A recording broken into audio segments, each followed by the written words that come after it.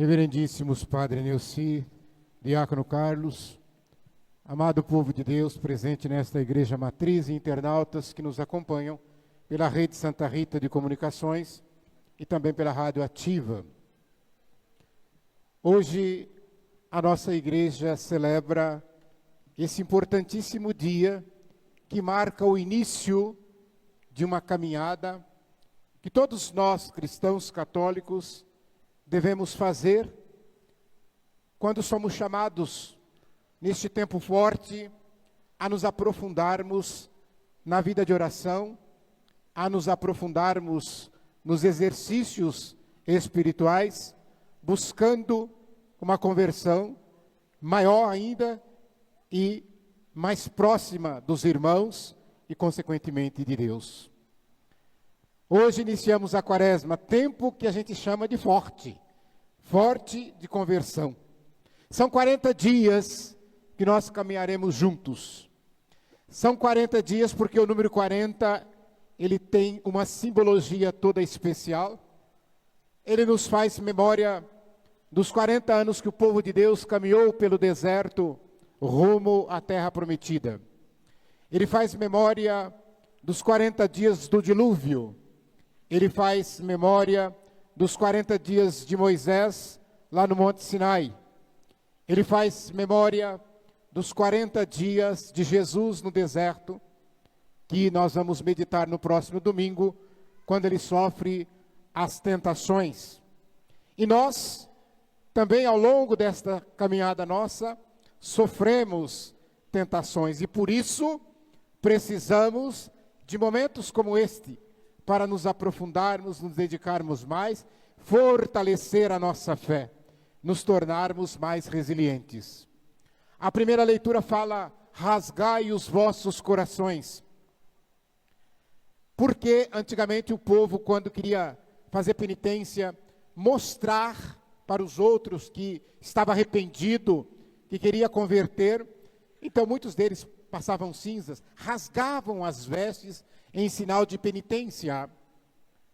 E o profeta Joel então está dizendo: não basta rasgar as vestes, é preciso rasgar o coração.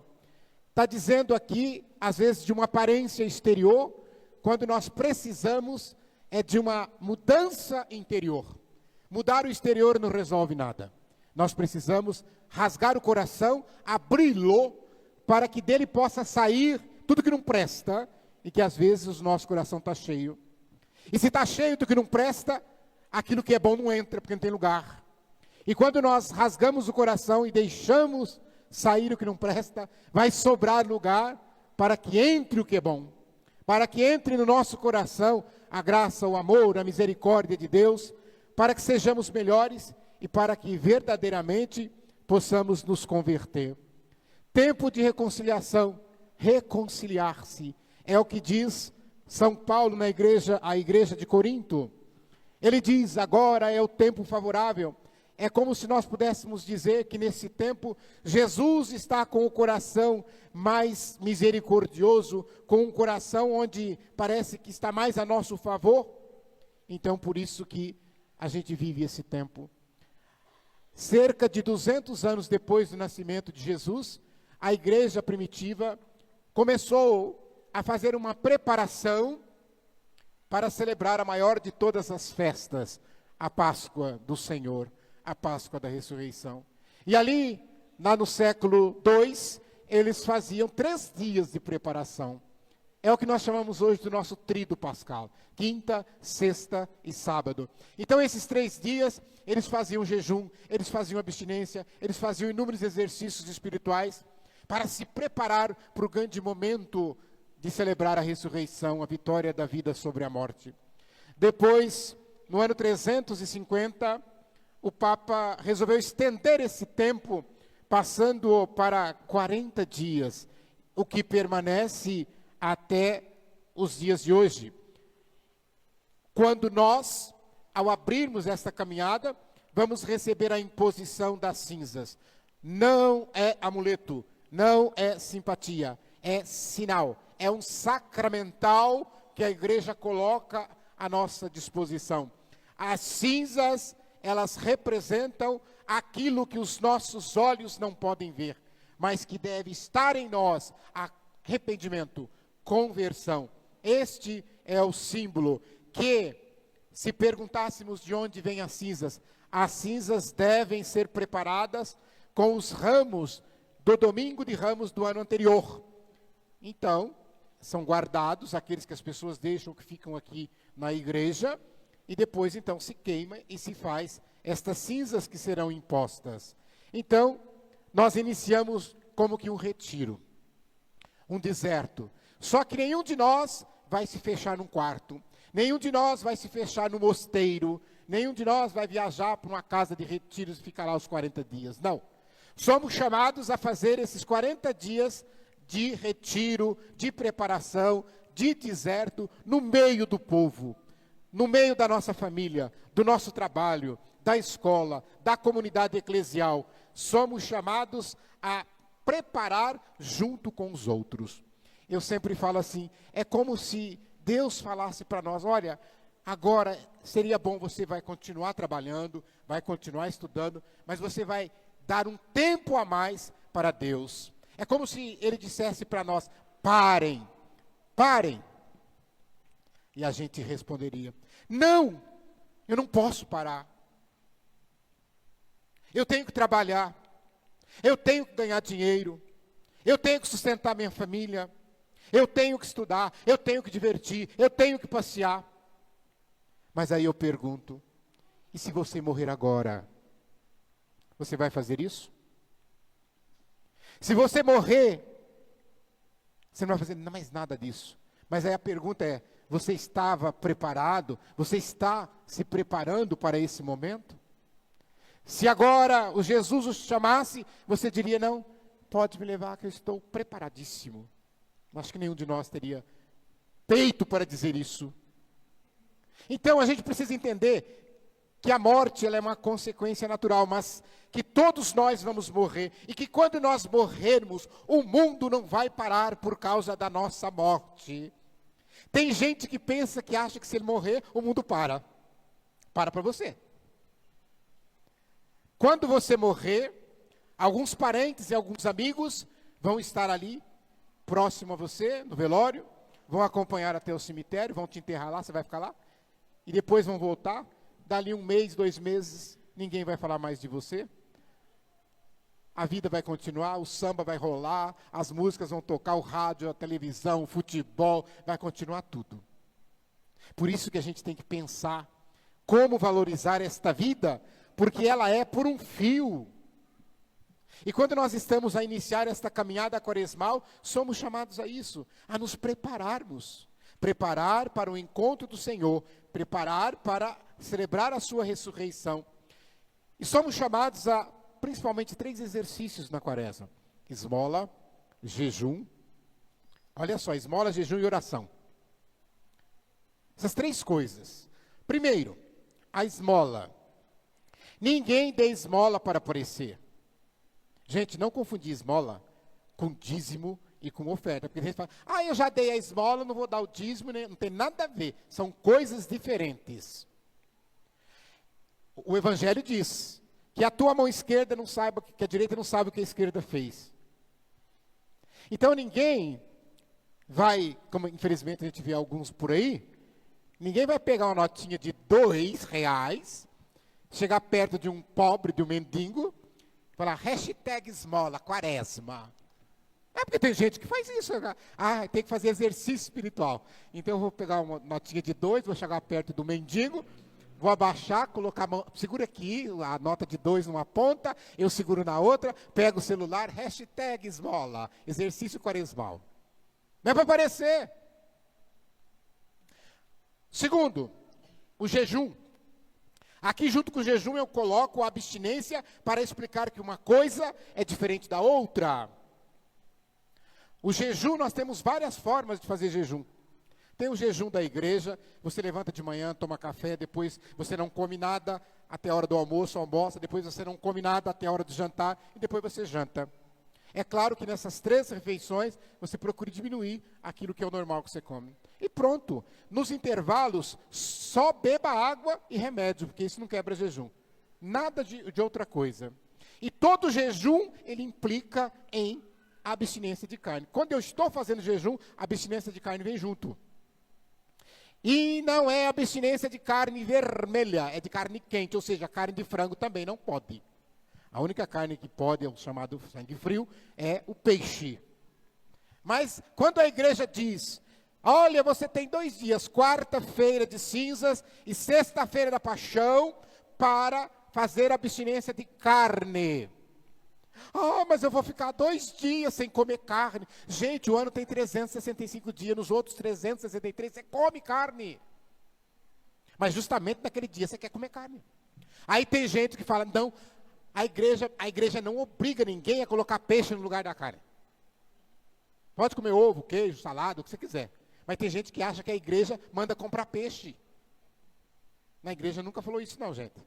Então, o jejum pode ser a pão e água, o jejum pode ser absoluto, mas aí eu não aconselho, a não ser pessoas que sejam preparadas e tenham o costume de fazer. E depois, o jejum não são para todas as pessoas. O jejum deve ser feito de acordo com o direito canônico, dos 18 aos 60 anos, obrigatório. Se não fizer, é pecado. E quais são os 2 únicos dias que a igreja pede? Ela pede quarta-feira de cinzas, sexta-feira da paixão. E depois a gente vai ver, não é o caso agora toda sexta-feira, mas aí depois a gente fala. Mas prestem atenção, o jejum, menos de 18 anos, pode fazer, mas não é obrigado. Mais de 60, pode fazer, mas não é obrigado. Mulher grávida, doente, etc., depende da situação e da orientação médica de cada um. Dito isso, para ninguém depois falar que passou mal, porque o objetivo do jejum não é esse. A abstinência que eu falei, vocês vão fazer como? A abstinência é de carne que a igreja pede. Eu não vou comer carne, só 2 dias, quarta e sexta-feira da paixão. Pode comer amanhã, sexta-feira, domingo, sábado, outros dias. Mas, esses 2 dias a igreja pede a observação absoluta disso. Tá? Ah, mas eu sou vegano, então não tem efeito nenhum. Tem gente que escolhe outras coisas, eu não vou comer chocolate durante esses dias, eu não vou tomar refrigerante. Então, você escolha um sacrifício qualquer. Terceiro, a oração. É junto com esses 2 que eu falei.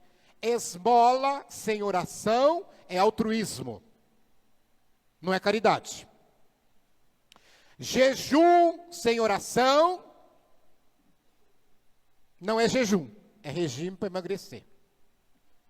O jejum deve ser feito com oração para entregar o jejum. E a hora que você terminar o jejum, você olha para Jesus, conversa com ele. Senhor, eu consegui. Eu te entrego esse jejum pela minha vida, pela minha família, pela minha saúde, pela minha paróquia, pelo padre, para quem você quiser. Então, dito isso, a gente tem que observar para a gente depois não sair falando besteira, ou às vezes fazer coisa errada que não é o caso. E a liturgia diz claramente, ninguém tem que saber que você está fazendo jejum. Aquela cara de azedo, cara feia, o que você tem hoje? Para fazer jejum. Você está com raiva. Então esse jejum não tem valor, não. Tem que fazer com o coração aberto, com a alegria de poder fazer. Graças a Deus que você pode fazer. Graças a Deus que você pode dizer assim, eu tenho que comer, mas eu não vou comer. Porque tem gente que não tem o que comer. Nosso bispo falava hoje, lá em Ribeirão Preto, ele dizia, o jejum serve para a gente aprender a autodominar as nossas vontades. Ter autodomínio. Eu estou com vontade, mas não vou fazer, e não faço. E aí, quer dizer, quando você tiver com vontade de fazer outras coisas, pecados principalmente, você não faz. Você aprendeu a dominar. Você aprendeu a controlar a sua vontade. Eu concluo esta nossa reflexão lembrando que hoje a igreja no Brasil lançou a campanha da fraternidade. Todos os anos, na quarta-feira de cinzas, se lança a campanha da fraternidade. E cada ano ela vem com um tema diferente. O tema e lema desse ano estão aqui, ecologia integral. Um versículo bíblico do Gênesis, Deus viu que tudo era muito bom. Então, esse é o tema. E aqui está o cartaz que traz a figura de São Francisco e outras cenas. Tudo tem um sentido. Por que foi escolhido esse tema para esse ano? Ah, é por causa das queimadas, sim. Mas o tema é escolhido 2 anos antes. Mas é porque a igreja tem uma preocupação com isso. Com a nossa casa comum, que é onde nós moramos, a terra. Nós estamos destruindo, e a igreja chama atenção para isso. É a 9ª campanha que traz o tema ecologia. Não com o nome ecologia, mas tema. Nós já tivemos campanha sobre a água, campanha sobre aquecimento global, campanha sobre a Amazônia, campanha sobre biomas, campanha sobre várias coisas. Este ano nós celebramos 800 anos do Cântico das Criaturas de São Francisco. É por isso que ele aparece aqui, porque ele cantou a natureza, ele cantou a criação. Ele é o patrono da ecologia. E é por isso que, nesses 800 anos, então, está a figura de São Francisco de Assis aqui no cartaz. E aí depois traz a favela, traz os prédios, condomínios, traz a mata, traz a onça pintada, os animais, e etc, etc.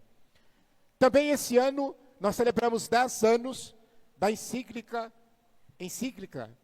do Papa Francisco, Laudato Si, louvado seja, onde ele chama a atenção em 2015 para a situação que nós estamos vivendo.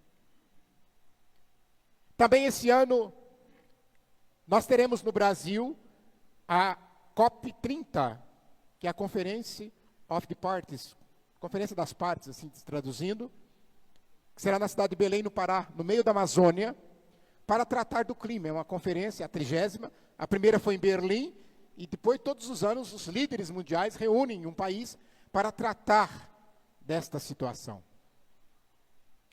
E aí alguém lembra também que este ano a igreja está celebrando o jubileu do nascimento de Jesus Cristo, da encarnação, 2025 anos. E esse jubileu chama para reconciliação. E quando a gente vai lá no Antigo Testamento, uma das coisas que aconteciam no ano jubilar era o descanso da terra. Fala lá, que tinha que dar descanso para a terra. Então, não é nós que estamos falando agora, não é o Papa Francisco que está falando agora, mas lá no Antigo Testamento, lá na época de Abraão, de Moisés, de Isaac, já falava disso. Lá no livro do Êxodo, Deus ensina o povo a fazer latrina, não sei para que ele ia preocupar com isso, preocupado com a natureza, com a saúde deles mesmos. E a igreja, ela continua fiel a isso, e é por isso que ela continua a falar desta forma. Neste ano jubilar, com esse tema, também queremos reconciliar-nos com a criação de Deus. Deus, quando fez Adão e Eva, falou para os dois: cultivai, guardai, vigiai. O que a humanidade está fazendo com a criação de Deus? Destruindo, matando, queimando. Aí nós podemos sim lembrar. Eu estou vendo aqui, tem muita gente assim, né? Aquecimento global, aí vocês falaram que não existia. Não existe, isso é conversa. Está aí, ó, onda de calor. E que agora, a partir da semana que vem, uma onda de frio. E assim haja saúde que aguenta. Só que, mas vai aumentar 1 grau em 50 anos. Mas 51, 100, 2, 3, assim vai. Vocês conhecem a história do sapo? Já ouviram contar, né? Se você colocar um sapo dentro de uma panela com água fervendo, o que acontece com o sapo? O que acontece? Não morre. Se você colocar um sapo dentro de uma panela com água quente, o sapo pula, que vai queimar. Se você colocar um sapo numa panela com água gelada, o que acontece com o sapo? Oh, gostoso. Liga o fogo. Aí ele vai falar: está esquentando aqui, está esquentando ali. Dali a pouco o sapo morre cozido, porque ele não percebeu que a temperatura foi aumentando. O planeta vive sem nós, mas nós não vivemos sem o planeta. A gente precisa parar para pensar nisso. E aí quando a gente fala: mas teve um desastre lá no Rio Grande do Sul ano passado, quantas pessoas morreram, quantas pessoas perderam casa. Nós tivemos aqui, quase morremos sufocados ano passado, não foi? Eu achava, teve um dia lá na São Cristóvão, né, padre, que o mundo ia acabar, porque eu olhei em volta, só vi aquele clarão e o fogo pegando, e aquele barulhão, chegou aqui na cachoeira, deu numa moita de bambu, não sei se vocês já viram fogo em moita de bambu, eles começam a explodir, pum, pum, pum, pum. Eu falei: morremos todos, vamos morrer todo mundo, é o fim do mundo, porque nós não cuidamos da nossa casa. Então, não dá para falar tudo, fica o convite para vocês estudarem, tem muitos vídeos na internet para vocês assistirem, para vocês se inteirarem desta preocupação da igreja com a nossa casa comum, que é a terra, com cuidar da terra. Louvado seja nosso Senhor Jesus Cristo. Para sempre seja louvado.